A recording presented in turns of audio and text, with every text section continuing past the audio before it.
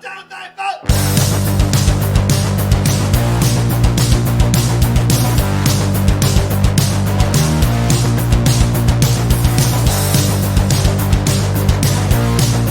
guys, how's it going? Patrick here, PCTV. You know what? I felt like doing another how-to video. So here's what I'm working on today. You know, I have the 60 cal bug here, and that's sitting right behind me. There it is. And one thing, as you know, being a 60, it does not have a USB. It doesn't have a power port, which would have been called a cigarette lighter back in the day. It doesn't have any of that stuff. So I got a really cool interior lighting kit, but you need a power port to be able to run it. So I decided to build my own power box. So the first thing I did is I went online and I went on to eBay, and for 10 bucks, I mean 10 bucks, I got this really cool panel. I had to put everything together, no big deal. Doesn't come with any wire or anything like that, but it's got a voltage meter for draw. It has a dual USB port, and then it has the cigarette lighter port or power port that I'm looking for. So what I'm going to do today is I'm going to build and install this into a project box, and then from there it's going to go under the dash of my bug, and I'll be able to feed power to my new interior lighting setup. So I got myself a little project box here. It's a flange box. It was about $6, and the panel will fit in. It's a little bigger than I wanted, but that's okay. The panel will fit in because I also decided to do a 10 amp circuit breaker. Now, for most of what I'll be using, there's not gonna be enough draw to kick this thing off, but if I have a dead short, it'll kick it off and it'll keep me from burning up my wiring. So I thought, what the hell? Let's do a project. It'll be fun. So let's get to it. First of all, let's get this little guy out of the bag here. I'm just gonna rip it open. And I got this project box for about $6, and they're kind of cool. You know, comes with the hold down screws and all that, and it's flanged, so I'm gonna be able to bolt it right up to the underside of my dashboard. So what I'm gonna do first is I'm gonna go ahead and put some blue tape across it, so that way then I can kind of draw a pattern. And I think I'm gonna use my Roto Zip, which I never use. I don't know if you guys ever remember these, but yeah, it's called a Roto Zip. It's it's a lot of machine to cut this box with, but you know what? It'll do it in seconds, and that's what I want. I just want to do it quick and dirty because the panel is going to cover up any sin. So what I'm going to do first is I'm going to go ahead and put some tape on here, grab myself a Sharpie, get some basic dimensions, and then go ahead and set up to cut this thing. So yeah, let's do it. So obviously I don't need to go hog wild on this thing. I just need to get it opened up enough to get the switches and plugs and everything to go through. So I'm just going to kind of give it a baseline here. But really what I'm looking for is just to open it up enough to get everything through. So that's kind of what I'm working toward right now. So I just want to make sure I've got my panel. See, now I got my panel over a little farther than I want, but again, that really doesn't matter because once I get them to lay in here, that's where it's going to center up. So I know I need to get at least this far open on this side, and I've got the basis. So yeah, let's go ahead and fire up the Roto Zip and tear a hole in this thing. Now, as you guys know, I took a chunk of steel in my eye working on my bug. I've lost almost 30% of my vision in my left eye because of that accident. So I recommend all the time now wearing safety glasses. I've always been pretty lax with that unless I'm, doing some major metal work. But nowadays, if I run any power tools or anything, I'm wearing safety glasses. I value my eyesight. This was a big loss for me because I like to shoot, and this is my dominant eye for target shooting, for a lot of the stuff that I do. So please wear your safety glasses. Let's do this. Okay, here's this beast. Let's give it a shot. I'm a little nervous.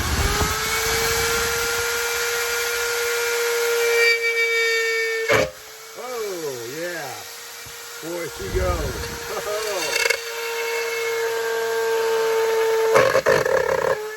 Wow. Okay, that's a little bit more than I want.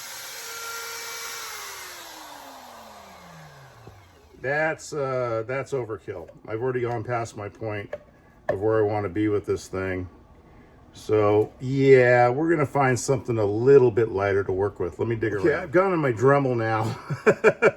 That RotoZip just, man, that sucker's gonna rip that box to shreds. So let's try this. Yeah, this is already working a lot better.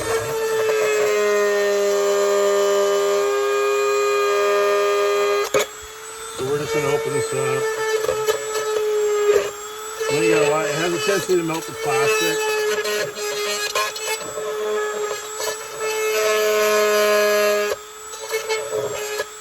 Okay, we're getting there. I went to the Dremel. Okay, just working her out. Again, not super pretty, but it's dropping in. I'm gonna go to the sanding bit next, but so far, looking pretty good. It dropped in pretty nice. So yeah, we're moving along. All right, so we're gonna use this nice little flapper sander here. Let's see how this works. Let's give her a shot.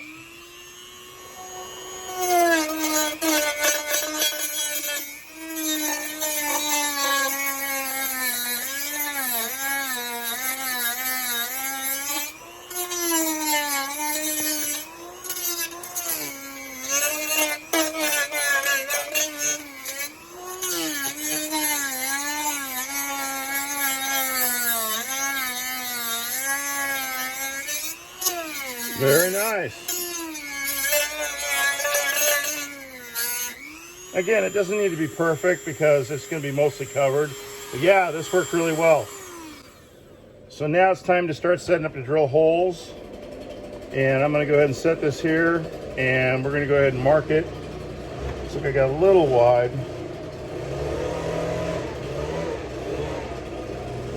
I think we're good. We're good. We're good. All right. All right. So I have my little fine tooth Sharpie here, or fine marker Sharpie. Hopefully we'll get some good marks. So now we're marking to drill the holes.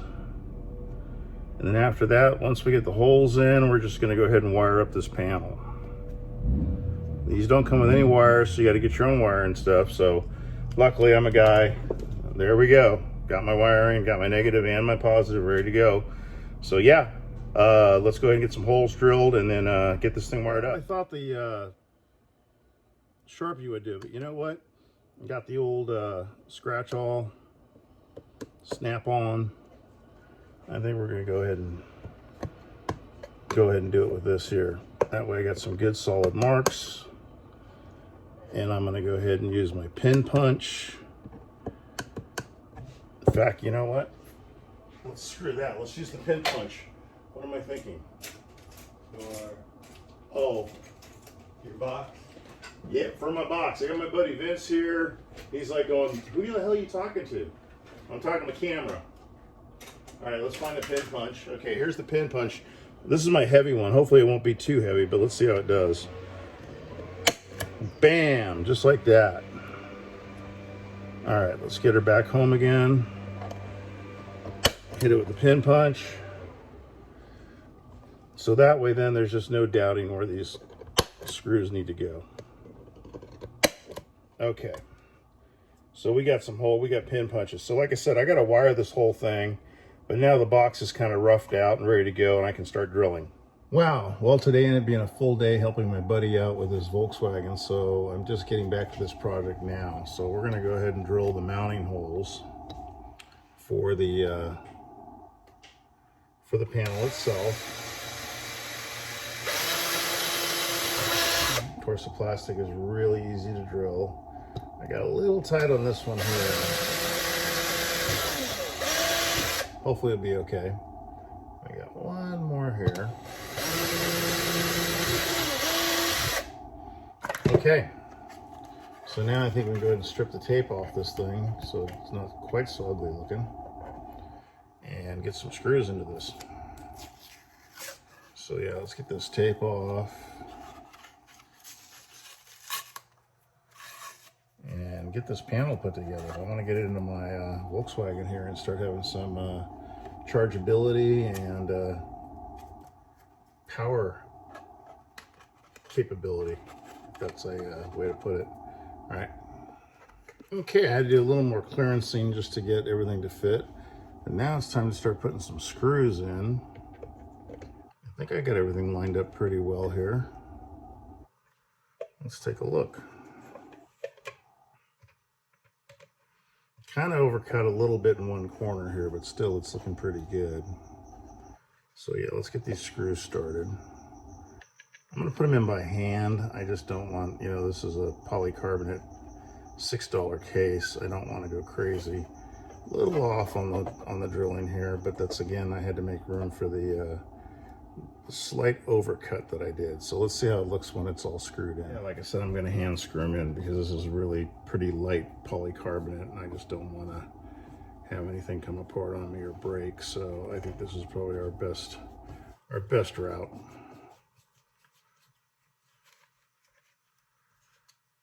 But yeah, I think it's going to come out pretty cool. I'll go ahead and finish screwing this in, and we'll go in, start getting ready to wire this all up. The other thing I decided to add in was, like I said before, was a circuit breaker. So this is the next thing we're going to install in the box. This is where we are so far.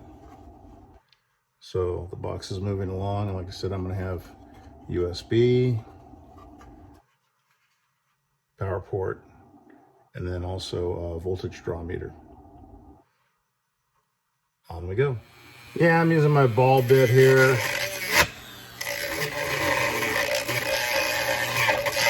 I got a big drill bit, but this plastic is so delicate, I don't want to tear it up, so I'm just going to go ahead and open it up a bit. So let's see how close we are. Getting fairly close. Oh yeah, we're right there. So open this up a little bit more.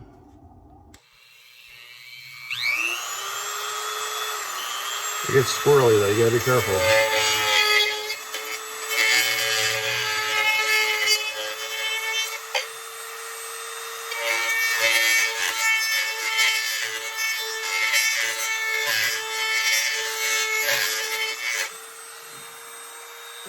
I think that'll do it right there. We got a little bit of a fudge factor too, they give you a nice little ring. Yeah, I think we have it. So, okay. Let's put our circuit breaker in. Now, it looks like it's going to be a little snug, so I'm going to go ahead and put it in for now. But what's going to have to happen is it's going to have to come back out when I wire in everything, because I got to kind of route around it. That's all right. Not a big deal. But yeah, we got the nice little trim ring here. If I can get it on. Come on. Okay, going right together there. Just hand tighten it down. There we go. And, okay. And I decided to go ahead and mount it sideways, because that way then I won't have any issues with wiring getting in the way. So next now, so we've got the circuit breaker in place, little push button here. And then we've got our basic wiring. Here's the front of our panel.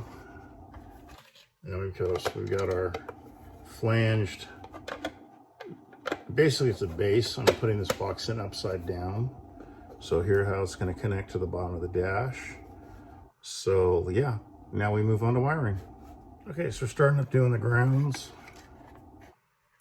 And just, you know, regular old crimp connectors. It's not that much amperage going through here, so I just twist them together here. And put my connector here. Grab my crimpers. Hit the blue one. Give them a little tug. And then we just plug into our next ground. We're just running these parallel. So it ain't no big thing. Just get her to plug in. There we go. So yeah, we just work our way around. I'll throw the final ground in, and then I'll leave myself a nice long pigtail to work with. Okay, she's coming right along here. And I should have this done up in just a couple of minutes. I just got to get now the circuit breaker and my pigtails, and this thing's just about ready to put in. Well, okay, we're looking there. Got the breaker wired in. It's in the box. All the main wiring is done. I'm just making up my last pigtail right now. Get my crimpers. And these are made by Channel Lock. Channel Lock, if you're looking to sponsor. Anyway, I've never been super red hot wild about crimp connectors. I prefer to solder, but sometimes soldering is just a complete pain in the ass. So, okay, I'm gonna leave myself plenty of room here to be able to get to the main fuse block. So this should give me more than enough wire. I'll go ahead and cut it off here right now. If not, I guess I'm gonna be putting in a butt connector. Again, this isn't pulling very much power, but it's gonna be pulling enough. All right, let's slide that on there. Okay. Now, I put a heavier gauge wire on the power. Don't ask me why. It's just what I have right now. Wire is damn expensive, so try not to spend a ton of money if I don't have to. So here we go. Here's the pigtails. Just for shits and giggles. Let's throw a zip tie on here. Just to kind of hold everything stable, so if it does get yanked on, it's not going to be yanking too hard on the butt connectors, because like I said, I'm not super butt connectors, excuse me, on the spade connectors.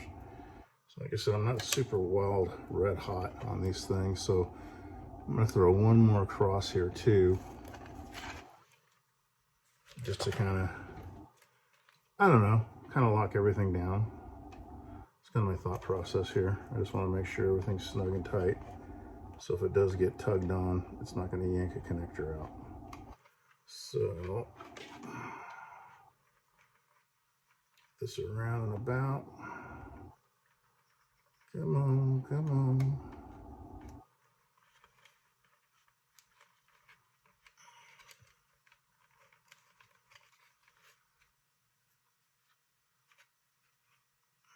Okay, now you're pissing me off.